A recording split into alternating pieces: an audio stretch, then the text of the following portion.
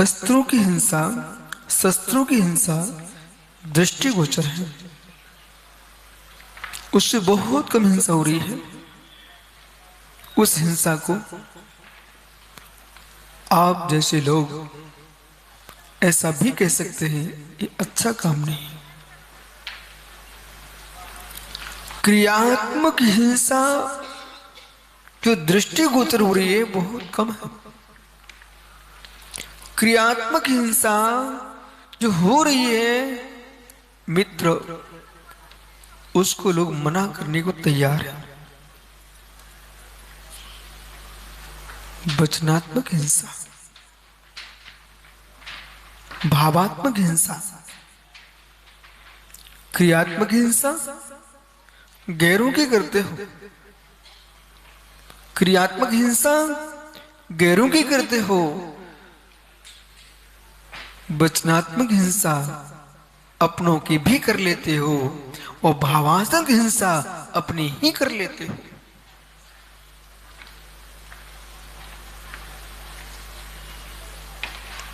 क्रोध में आकर के मां अपने बेटे से बोल पड़ती तू मर जाता।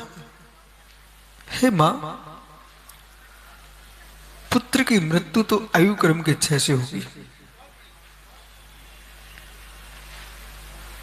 जिसको तुम मरने को कह रही हो वो अपने आयु क्रम से मरेगा, लेकिन हे जननी, तूने अपनी मातृत्व भाव को अभी मार दिया।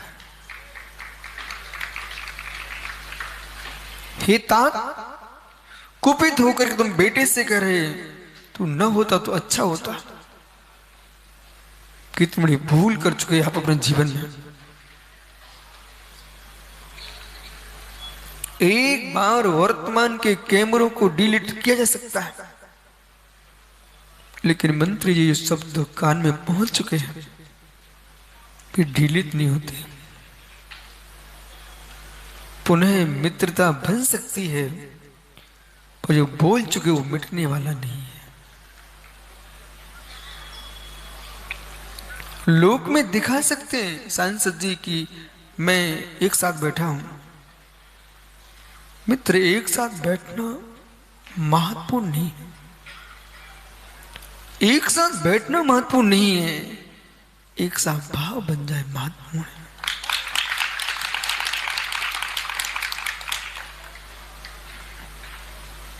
स्वार्थों पर कितने मित्र होते हैं। कुछ दिखता है मिलते तो हर व्यक्ति को हाथ जोड़ते व्यक्ति दिखता है, लेकिन हृदय से पूछो कितनों से मिले हो। जो देह से मिले हैं, जो देह से मिले हैं, उनका मिलन तो कोई महत्वपूर्ण नहीं है। जो भावों से मिले हैं उनका मिलना ही मिलना है। वैचारिक हिंसा,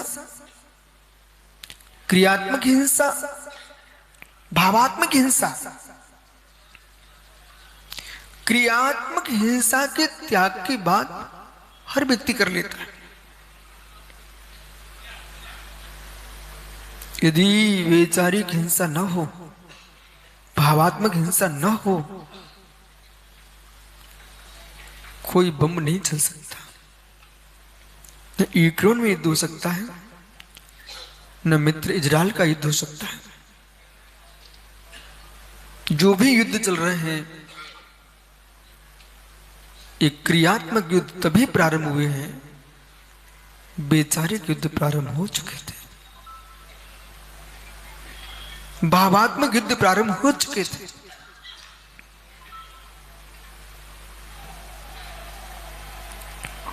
किसी की गोली पर हाथ जाए, बंदूक पर हाथ खड़ा हो,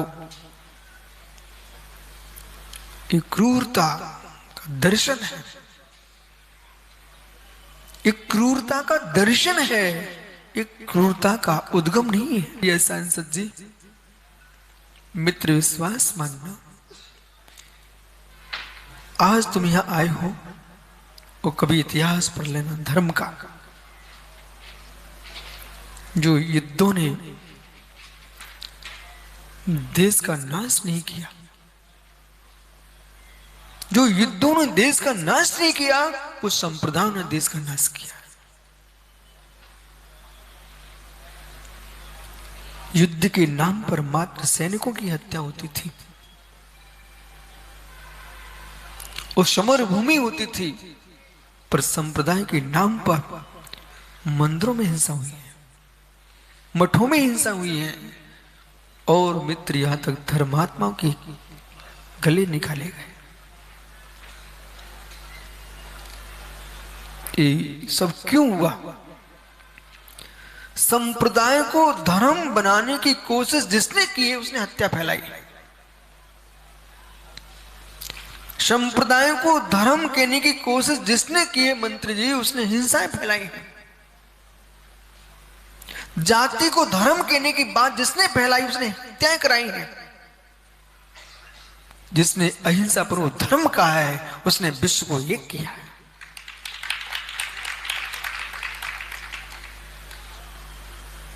महाभारत में समय कैसा बदलता देखो। एक और हम वेदों में याज्ञिक क्रिया को देखते हैं। चिड़िया से लेकर के राय से यज्ञ तक की व्याख्या है, नरमेध यज्ञ की व्याख्या है, अश्वमेध यज्ञ की व्याख्या है, गोमेध यज्ञ की व्याख्या है। लेकिन महाभारत का समय आया, विषय ही पलट गया। वो महाभारत के काल में क्या हुआ? वैदिक ऋषियों ने देखा क्रूरता को लोग पसंद नहीं करते भारत में, ये अहिंसा का क्षेत्र है। तो महाभारत के शांति पर्व में एक श्लोक लिख दिया गया, यावत पशु रोमाणी पशु गात्रेषु भारतः तावत वर्ष सहस्राणि पच्यन्ते पशु घातकः। एक जीव एक पशु को यदि यज्ञ में होम करता है, महाभारत में लिखा हुआ है, यावत पशु रोमाणी, जितने पशु के शरीर में रोम खंडे उतने 1000 वर्ष तक रौरव नरक में वो हत्यारा बचेगा। ये सूत्र अहिंसा परमो धर्म महाभारत में लिखा हुआ है। धम्मस्य मूलम दया, परम ब्रह्म की उपासना अहिंसा ही परम ब्रह्म है।